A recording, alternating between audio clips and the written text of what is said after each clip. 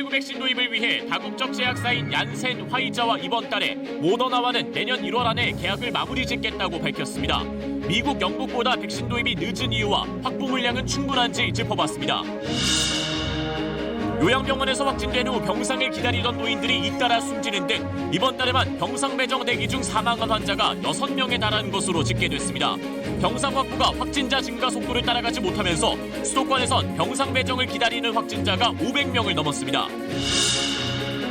집단 감염이 발생한 충북 괴산 성모병원이 이번 환자를 다른 병원으로 옮기면서 코로나19 검사 없이 허위 음성 소견서를 보낸 사실이 확인됐습니다.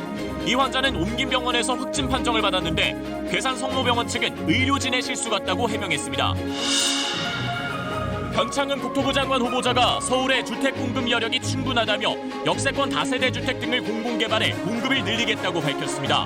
변 후보자는 과거 SH 사장 시절 공공임대주택 입주민을 못 사는 사람들이라고 지칭하는 등 부적절한 발언을 한 사실이 알려져 논란이 되고 있습니다.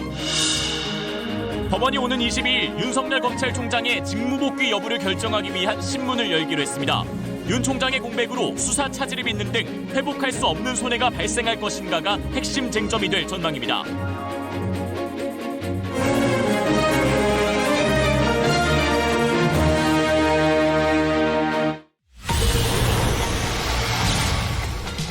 코로나19 하루 확진자가 4일 연속 1,000명을 넘었습니다.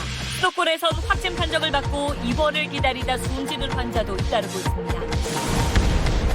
정부가 기존에 계약한 아스트라제네카 백신 외에 화이자, 모더나와도 이달 안에 또는 내년 1월을 목표로 계약을 추진하고 있다고 밝혔습니다. 접종 시기는 아직 불투명합니다. 변창흠 국토교통부 장관 후보자가 간담회를 자청해 주택 공급 구상을 밝혔습니다. 도심 내 공급을 늘리겠다면서 역세권과 준공업지역에 대한 공공개발을 제시했습니다. 서울노원구가 구의원의 남편이 운영하는 회사에서 수의계약으로 마스크를 사들인 걸로 드러났습니다. 구청은 이런 관계를 몰랐다고 해명하고 있습니다. 단독 취재입니다.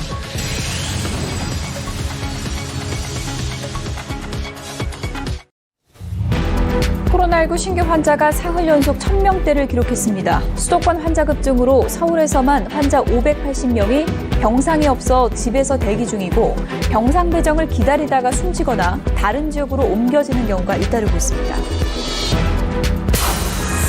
정부가 코로나19 백신 4,400만 명분을 내년 2, 3월부터 도입해 11월까지 접종을 마친다는 계획을 재확인했습니다.